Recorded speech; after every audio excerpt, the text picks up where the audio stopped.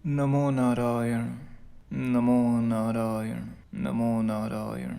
यह है पहला स्कंद का पंचम अध्याय। इसमें इस अध्याय में व्यासदेव और नारद मुनि के बीच संवाद होता है, जो कि पिछले अध्याय से जारी है। पिछले अध्याय में व्यासदेव असंतोष अनुभव कर रहे थे और उसी क्षण देवर्षि नारद उनके पास आए उनके मन के समाधान करने के लिए। तो जब देवर्षि नारद के साथ व्यासदेव का संवाद हो रहा था, तो नारद उनसे पूछे कि आप जो जानना चाह रहे थे वो तो आप जान लिए, और फिर भी आपको इतना संतोष क्यों?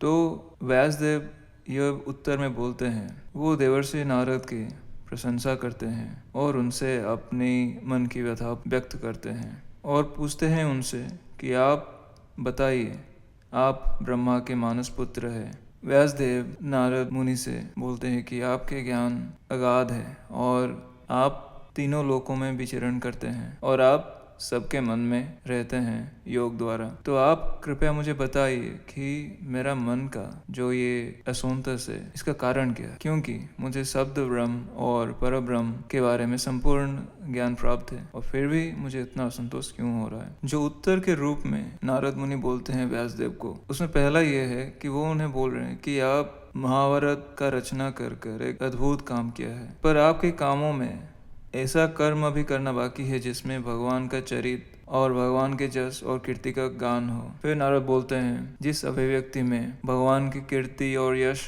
का वर्णन ना हो, वो भले ही कितना अच्छे से लिखा गया हो या फिर कितना अच्छे से बोला गया हो, पर उसमें वो आनंद नहीं आएगा। और जो वाणी भगवत भक्ति रहित है, उसमें जो परमहंस है वो उस वाणी में रुचि नहीं लेते। अगर ये देखा जाए तो नारद मुनि का ये जो वार्ता है व्यासदेव से, उनमें वो यही बात को भिन्न भिन्न दृष्टिकोण से बोलना चाह रहे हैं।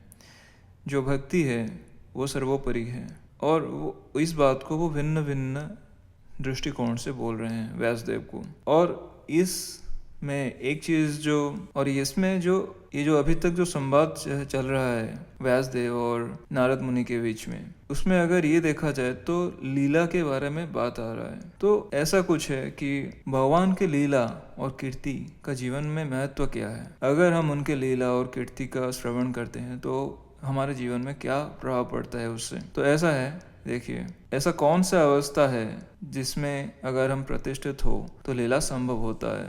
जब स्थिरता का आधार होता है तब लीला संभव होता है। स्थिरता किसके बारे में? मन में जब स्थिरता होता है तब वो शरीर में दिखता है और प्राण में महसूस होता है, क्योंकि प्राण की अस्थिरता का मन के द्वारा ही समझा जा सकता है। उसी तरह शरीर का जो अस्थिरता है, भले ही वो बाहर से दिखे, पर आप ऐसा नहीं बोल सकते हो कि शरीर में अगर अस्थिरता है तो वो स्थिर हो जाए। ऐसा बोलने से वो नहीं हो सकता। अगर आप उससे वैसे नियंत्रण करना की कोशिश करोगे तो उससे स्थिरता की तो अलग बात है, पर और अस्थिरता उत्पन्न होगा। तो जब मन में स्थिरता नहीं होता तब शरीर अस्थिर है ये सोचकर अगर हम उसको नियंत्रण करने की कोशिश करेंगे तो क्या ये मन की एक प्रक्रिया नहीं है? तो क्या स्थिरता द्वारा प्रक्रिया क्रियान्वित होना चाहिए या प्रक्रिया द्वारा स्थिरता क्रियान्वित होना चाहिए? जब स्थिरता द्वारा प्रक्रिया होता है तब प्रक्रिया में जो क्रिया निहित होता है उसका प्रतिपादन होता है, पर जब प्रक्रिया के द्वारा स्थिरता को लाने की कोशिश किया जाता है तब स्थिरता विषय हो जाता है, जिसका मतलब ये है कि उसको पाना है। पर अगर आप ऐसे देखने जाओगे तो स्थिरता कोई पाने वाला चीज़ नहीं है। वो उतना हम जान लेंगे कि स्थिरता वो एक अवस्था है जो विद्यमान है। हम उसके ऊपर भिन्न भिन्न चीज़ थोपते हैं और फिर जब वो अस्थिर होने लगता है तब हम पूछते हैं कि उसको स्थिर कैसे किया जाए। वास्तव में जो अंतःकरण है वो कभी अस्थिर था ही नहीं। हम उसके ऊपर अपने आशा, अपने पूर्वाग्रह और भिन्न भिन्न चीज़ जब थोप देते हैं तब उसमें बुद्धि उसके द्वारा चलने लगता है और फिर बहुत सारा विकार का आविर्भाव होता है। तो ये सवाल कि मन को स्थिर कैसे किया जाए, इसके ऊपर ये सोचना चाहिए कि ये सवाल सही है। ये पूछना कि मन को कैसे स्थिर किया जाए, क्या यह सवाल सही है? तो इसका मतलब हम ये बोल रहे हैं कि कोई चीज़ जिसको हम स्थिर करना चाह रहे हैं वो कभी स्थिर था ही नहीं और हम अपने प्रयास से उसको स्थिर कर लेंगे कि ये क्या ऐसा है। अगर ऐसा है तो इसके बारे में थोड़ा सोचना चाहिए। अगर हम ऐसा सोचते हैं कि स्थिरता कोई ऐसा विषय है जिसको पाया जा सकता है, तो फिर उससे क्या होगा कि कोई फल का जुड़ाव तो होगा, क्योंकि अगर कुछ पाना है तो उसका मतलब ये है कि कोई फल है जिसको हमें पाना है। तो उसका मतलब क्या है कि हम ऐसा सोचने लगते हैं कि जब मन स्थिर हो जाएगा तो कुछ अच्छा अनुभव होगा, और उस अच्छे अनुभव का जो आशा है उसके चलते हम स्थिरता को एक विषय बनाकर फिर उसके पीछे चलने लगते हैं और भिन्न भिन्न कर्म करने लगते हैं। पर जब स्थिरता में रहकर कोई प्रक्रिया प्रारंभ होता है, तब स्थिरता और प्रक्रिया के बीच में एक ज्ञान का आवरण होता है। वो होता है स्थिरता में ना तो किसी का जुड़ाव होने से उसका कुछ ज़्यादा स्थिर हो जाएगा, या फिर उसके अगर कुछ घट जाए तो उससे कुछ कम हो जाएगा। क्योंकि स्थिरता को अगर हम ऐसा सोचते हैं कि उससे कुछ ज़्यादा स्थिर हो सकता है, कोई ज़्यादा, और उससे कुछ घट जाए तो वह स्थिर हो सकता है, तो क्या वो स्थिरता है? अगर स्थिरता जोड़ने या घटने से उसका अवस्था परिवर्तित होगा तो क्या वो स्थिर था पहले से? तो जब स्थिर होकर कोई प्रक्रिया को शुरू किया जाता है तो उसमें स्थिरता और प्रक्रिया के बीच का जो भेद, जो एक बारीक जगह होती है, उसको हम देख सकते हैं। और वो बारीक जगह यही ज्ञान है कि ना तो स्थिरता से कुछ जुड़ने से स्थिरता ज्यादा होगा, ना तो स्थिरता से कुछ ले जाने से वो कम हो जाएगा। यहाँ पे एक ऐसा सोचने वाली बात है कि जब हम स्थिर नहीं हैं और हम उसके लिए प्रयास कर रहे हैं कैसे स्थिरता लाया जाए, तो उससे ऐसा बोल सकते हैं कि अगर ज़्यादा प्रयास करेंगे तो ज़्यादा स्थिर होंगे, अगर कम प्रयास करेंगे तो स्थिरता में कुछ कमी होगी। जब स्थिरता एक अवस्था बन जाता है तब उससे सारा क्रिया चलता है, ना कि क्रियाओं से आप स्थिर हो सकते हो। आप उसको क्रियाओं से आप प्रयास कर सकते हैं कि स्थिर कैसे हो जाए, पर जब स्थिर हो जाएंगे फिर उसके बाद स्थिरता फिर स्थिरता ही होता है। ये ऐसा बोल सकते हैं कि सूर्य सूर्य होता है, सत्य सत्य होता है। सत्य को अगर आप उससे कुछ जोड़ने से ज्यादा सत्य हो जाएगा, या फिर उससे आप कुछ घटाने से वो कम सत्य हो जाएगा, तो फिर वो सत्य कैसा? अगर वो सत्य है तो वो पूर्ण है। तो अगर वो पूर्ण नहीं है, अगर आप उससे कुछ जोड़ेंगे तो वो उसका कुछ और ज़्यादा अच्छा लगने लगेगा। अगर आप उससे कुछ घटाएंगे तो कुछ कम लगने लगेगा, तो फिर वो सत्य कैसा? तो फिर तो वो कभी सत्य था ही नहीं। तो जो सत्य है वो पूर्ण है, उसको किसी चीज़ का ना जुड़ाव चाहिए, ना किसी चीज़ से घटने से उसका कुछ प्रभाव पड़ता है। तो इसी तरह स्थिरता अगर सत्य है तो वो अपने आप में ही स्थिर हो सकता है। उसको ना किसी परिस्थिति का अच्छा होना या किसी परिस्थिति का खराब होने से वो अस्थिर नहीं होगा, या फिर ज़्यादा स्थिर नहीं होगा। ये एक वेद जो हमें जानना चाहिए।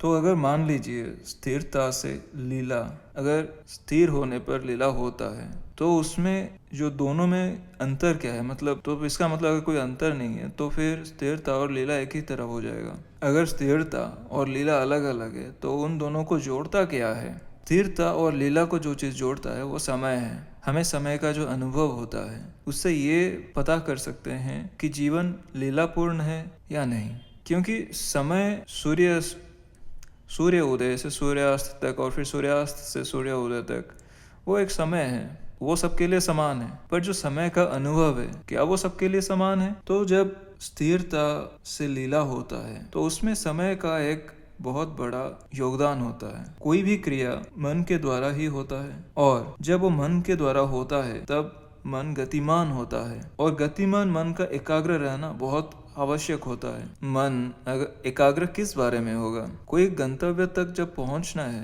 तब आप कोई रास्ता का चयन करते हैं, और अगर आप उस रास्ते में चलते जाएंगे एकाग्र होकर तो आप गंतव्य तक पहुंच जाएंगे निर्धारित समय पर अगर आप बीच बीच में कहीं पे रुकेंगे, फिर कहीं पे फिर और जगह जाएंगे, या फिर कुछ और चीज करेंगे, तो आप निर्धारित समय पर नहीं पहुंच सकते। और उसका एक परिणाम भी तो है। मान लीजिए आप किसी जगह पर रुके, तो ये संभव है कि आप कुछ चीज़ों में उलझ सकते हैं, और शायद ऐसा भी हो सकता है कि फिर आप उस जगह पर जो आपका गंतव्य है, शायद वहाँ तक आप पहुँचे ही ना कभी। ये संभव है। तो अगर आप रास्ते में उतर कर किसी और चीज़ में उलझ जाते हो या फिर कहीं और चले जाते हो, ऐसा हो सकता है कि फिर आप लौट कर ही चले जाओ, आप गंतव्य तक जाओ ही ना, और या फिर गंतव्य तक फिर आप पहुँचो ही नहीं कभी। ये संभव है। तो जब आप किसी एक दिशा की ओर चलते हैं या फिर किसी एक गंतव्य की ओर चलते हैं तो ये बहुत महत्वपूर्ण है कि एकाग्र होकर चला जाए। तो अगर एकाग्रता नहीं हो रहा है तो इसका मतलब ये है कि जो गंतव्य है उस तक पहुंचने की जो प्रक्रिया है उस प्रक्रिया के ऊपर पूर्ण समर्पण नहीं है, और गंतव्य का जो गंतव्य है उसके बारे में कुछ विशेष रुचि नहीं है।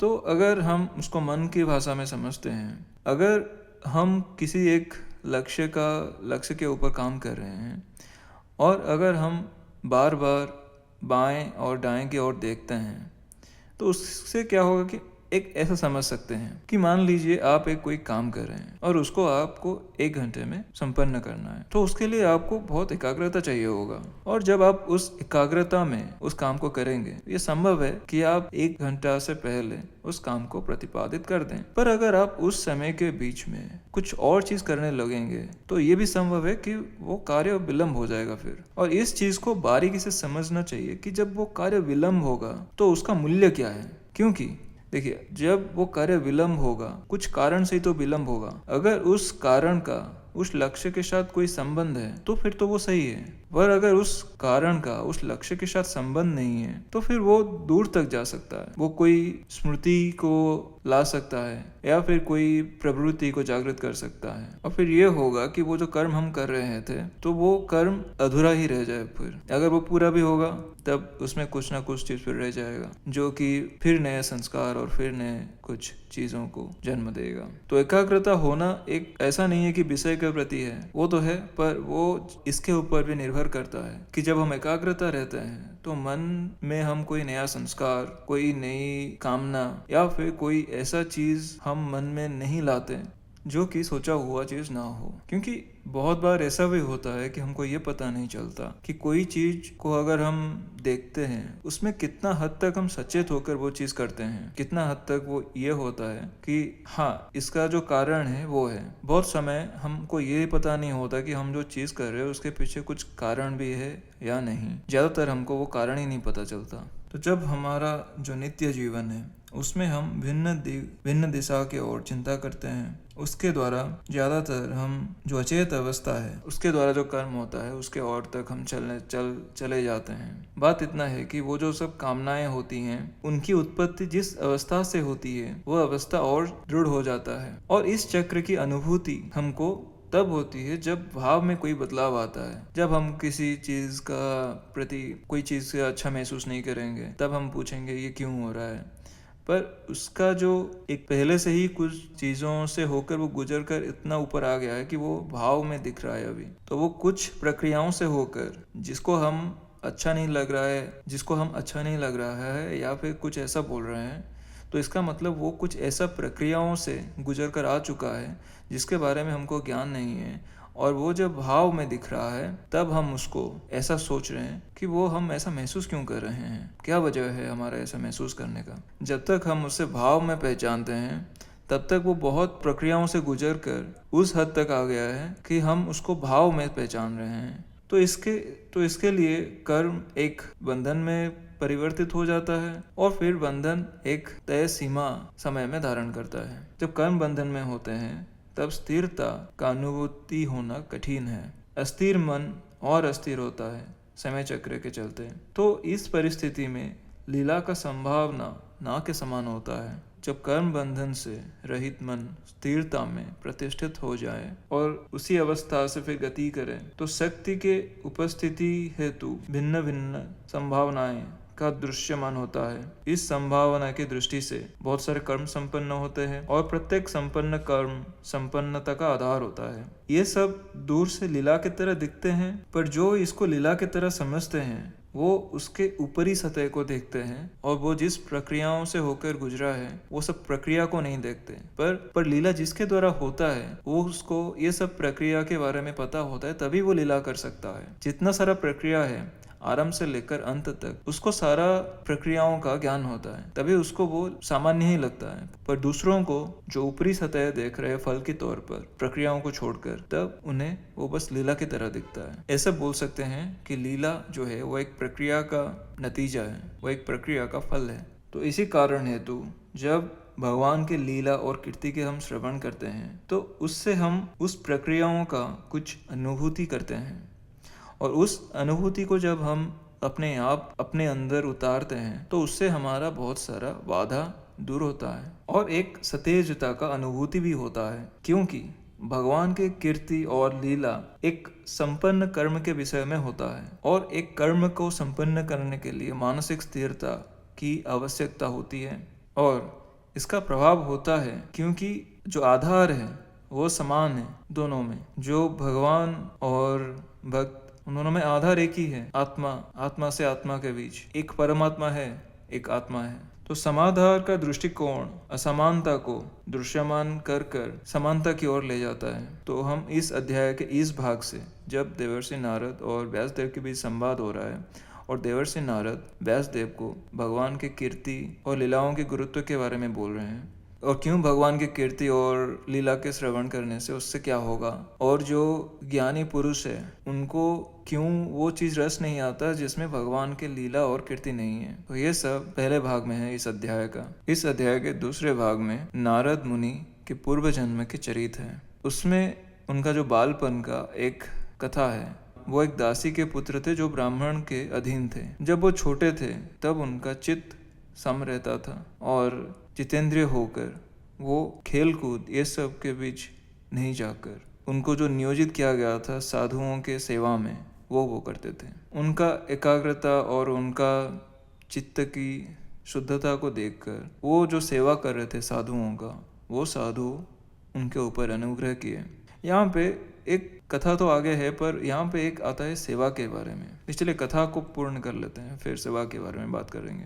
तब वो क्या होता था कि उनके आज्ञा से उनके जो बर्तन में जो रह गया था, जो साधुओं के लिए जो खाना बनता था और उस बर्तन में जो रह जाता था उनके भोजन के बाद, उसको नारद मुनि उस समय जो बच गया था साधुओं के लिए जो भोजन बन रहा था और उससे उनके भोजन के बाद जो बचा कुचा अन्न और खाद्य पदार्थ रह जाता था तो उन साधुओं के आज्ञा के अनुसार नारद उनको ग्रहण करते थे और वो बर्तन को मांझ कर रख देते थे। तब उससे उनका पाप कम हो रहा था। ऐसा नारद बोल रहे हैं व्यासदेव को जब वो ये किस्सा बता रहे हैं कि बालपन में उनके साथ क्या क्या हो रहा था। तो यहाँ पे साधुओं के बारे में जो बात है, साधुओं ने चतुर्मास के दौरान जहाँ पे रुके थे वहाँ पे नारद मुनि उनका सेवा कर रहे थे। तो नारद मुनि वैसा करते, जो भोजन बच जाता था उसको वह ग्रहण करते और फिर वो बर्तन को मांजते और ऐसा होता था। और फिर जब वो साधुजन भगवान के कीर्ति ये सब श्रवण करते और इसके चलते उनके हृदय शुद्ध हो गया और वो जो भजन कीर्तन करते थे उसमें उनका रुचि होने लगा। तो उस सत्संग से उन महात्माओं की कृपा से वो जो भगवान के चरित्र सुनते थे उससे क्या हुआ कि उनके जो भगवान के प्रति रुचि था वो और हो गया। और तो रुचि के ज़्यादा होने के चलते उनके जो बुद्धि था वो निश्चल हो गया और निश्चल बुद्धि के चलते उन्होंने सारे प्रकृति में और प्रकृति से जो सब विषय जात होते हैं वो सब में परमात्मा को देखने लगे। तो ये इस कथा में, तो ये जो कथा है इस भाग में इस अध्याय का, यहाँ पे देखिए कुछ बहुत गुरुत्वपूर्ण चीज़ है। यहाँ पे देखिए कि को एक गौर करने वाली बात है। जब वो उनके जो बर्तन थे, जो वो बर्तन मांजे, वो बोल रहे कि उनका पाप नाश हो गया। वो अवशिष्ट जो रहता था खाद्य उसको वो खाते थे और उस बर्तन को मांजते थे। उसके बाद वो बोल रहे कि उनके पाप दूर हो गया। तो पाप है क्या? जब किसी एक ऐसे अवस्था में हम रुक जाते हैं जहाँ पे बस रुक जाते हैं, वहाँ से हम आगे नहीं जाते। किस तरीके से आगे नहीं जाते? हम अपने सोच में सीमित हो जाते हैं, हम अपने बुद्धि विचार से सीमित हो जाते हैं, हम अपने जो देखने के दृष्टिकोण है उसमें भी सीमित हो जाते हैं। तब जब कोई ऐसा कर्म होता है जिससे ये संभावना पैदा होता है कि हमारा बुद्धि सीमित हो जाए या फिर हमारा कर्म सीमित हो जाए या फिर हमारा सोचने की तरीका सीमित हो जाए, तो उस कर्म का जो प्रभाव होता है उसको हम पाप बोल सकते हैं। क्योंकि पाप एक ऐसा चीज़ नहीं है कि कोई अच्छा हो गया या कोई बुरा हो गया। जब हम ऐसे अवस्था में फंस जाते हैं जहाँ पे हम अपना सोच, हम अपना बुद्धि, हम अपना कर्म ये सब में सीमित हो जाते हैं, उस अवस्था से हम कैसे आगे जाएं उसको हम सोच नहीं सकते। तो ये जो चक्रवात में हम जब फंस जाते हैं, इसको हम पाप बोल सकते हैं। तब जब नारद मुनि उनके जो झूठन या वो जो खाद्य अवशिष्ट रह जाता था उसको जब खाते थे, उसका मतलब क्या है, वो पूरा खाद्य नहीं खाते थे, वो जो बचा हुआ रह जाता था वो उसे खाते थे। उसका मतलब ये है किसी अधूरा चीज़ से हम अपने अधूरा चीज़ को महसूस करते हैं और किसी पूर्ण चीज़ को हमारे वो पूर्णता को हम महसूस करते हैं। पर जब वो बचा हुआ अन्न को ग्रहण करते हैं भोजन के तौर पर, तब जब कोई इंसान ऐसा करता है कि जो बचा हुआ अन्न है उसको भोजन के तरह ग्रहण करता है, तो उससे ये हम सोच सकते हैं कि अपने अंदर का जो कर्म है और जिससे हम अहंकार कहते हैं, तो वो सामने आता है।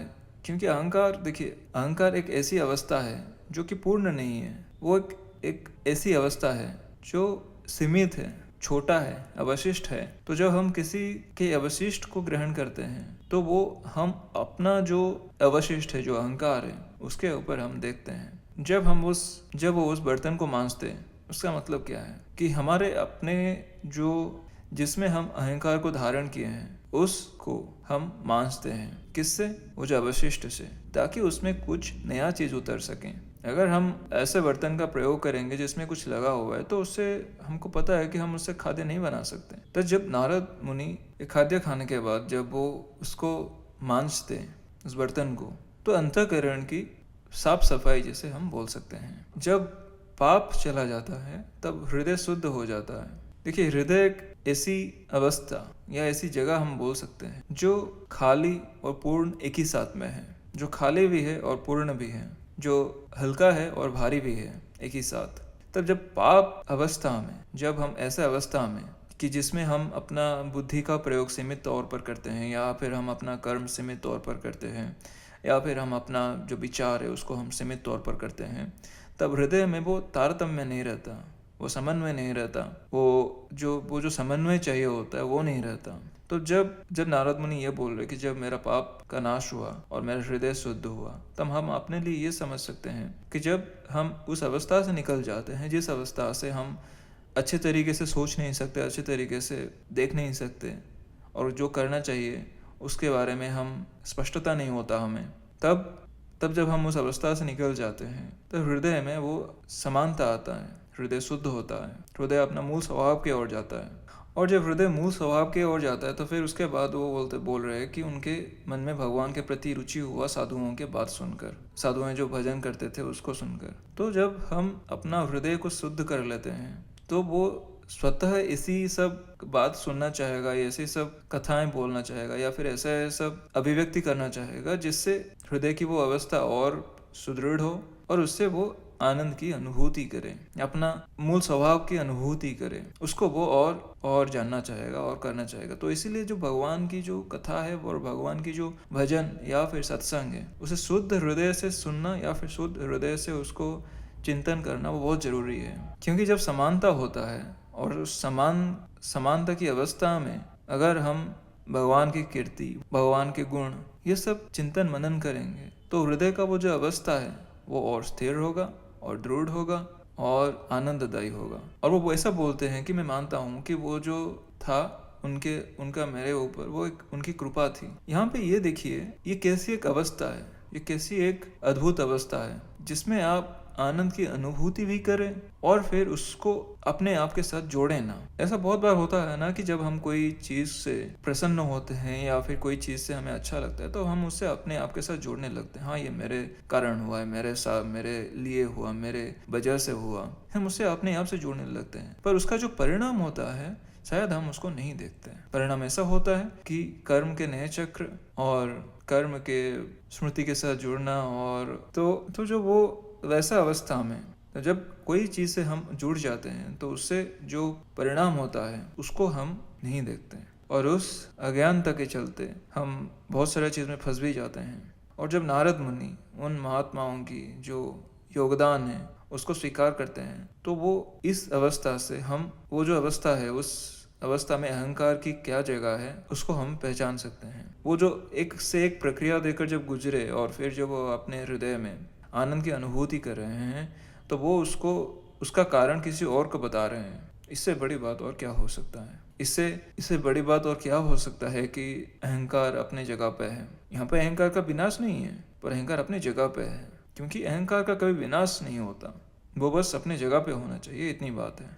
और फिर जब ये बोल रहे हैं कि भगवान के प्रति रुचि होने के बाद उनके मन में भगवत भक्ति का जात हुआ और उसके चलते वो संसार में जो प्रकृति और प्रकृति से जो जन्म हुआ विषय है वो सब में भगवान को देख रहे हैं, तो वो निश्चल बुद्धि की बात कर रहे हैं। और निश्चल बुद्धि मतलब वो बुद्धि जो स्थिर है। स्थिर होने का मतलब ये नहीं है कि वो जड़ है, ये दोनों में पार्थक्य है। स्थिर होने का मतलब जड़ नहीं होता। तो जब वो बोले निश्चल बुद्धि एक ऐसी अवस्था है जहाँ पे आप एकाग्र होकर चल सकते हैं किसी एक कारण के लिए। ज़्यादातर हमारे में वो बुद्धि नहीं रहता कि हम किसी एक चीज़ के ऊपर निरंतर चल सकें, प्रयास कर सकें, और तब तक कर सके जब तक उसके आखिरी पड़ाव है वहाँ तक नहीं पहुँच जाते। तो ये है जब नारद मुनि का वो जो प्रसंग है इस भाग में, इस अध्याय के, तो उनके ये जो साधना है इसके बारे में। तो जब हम उसको सार के तौर पर सोच देखते हैं तो उसका मतलब क्या बनता है? सेवा से हम अपना पात्रता का वृद्धि करते हैं। सेवा के द्वारा बुद्धि से जो विकार उत्पन्न होता है उसको हम शांत करते हैं। बुद्धि मूलतः एक विषय को लेकर वेद करता है और अहंकार प्रायतः वही विषयात्मक बुद्धि होता है। अहंकार जब विषय होता है तो बुद्धि से भिन्न भिन्न प्रकार के विकार सृष्टि होते हैं, जो कि जीवन से भिन्न होता है, मतलब जीवन से विरोधी होता है। जीवन जब विषय होता है बुद्धि का तो बुद्धि निश्चल होता है। क्यों? क्योंकि वो बुद्धि जो जीवन को विषय की तरह लेकर चलता है वो जीवन और उसका प्रवाह को बनाए रखता है। पर अगर हम जीवन को बुद्धि का विषय करना चाहते हैं तो उसके लिए मार्ग है कर्म के द्वारा हम बुद्धि को नियोजित कर सकते हैं। दान एक प्रकार का सेवा होता है। निरंतर सेवा द्वारा बुद्धि से उत्पन्न विकार का समाधान हो सकता है और उसके साथ बुद्धि को अहंकार से निवृत्त कर आत्मा में नियोजित किया जा सकता है। जब हम सेवा को उस दृष्टिकोण से देखते हैं तो वो एक तपस्या भी तो है। तो सेवा के द्वारा बुद्धि को सुनियोजित कर पात्रता वृद्धि कर खुद को परमानंद में पोषण कर सकते हैं और दूसरों का भी पोषण कर सकते हैं और दूसरों का भी कर सकते हैं। तो ये उसका ताकत है। तो हम ऐसा बोल सकते हैं जो सेवा है वो बुद्धि को तर्क के द्वारा नहीं पर कर्म के द्वारा पुनः नियोजित कर सकता है। राधे श्याम राधे श्याम राधे राधे राधे श्याम।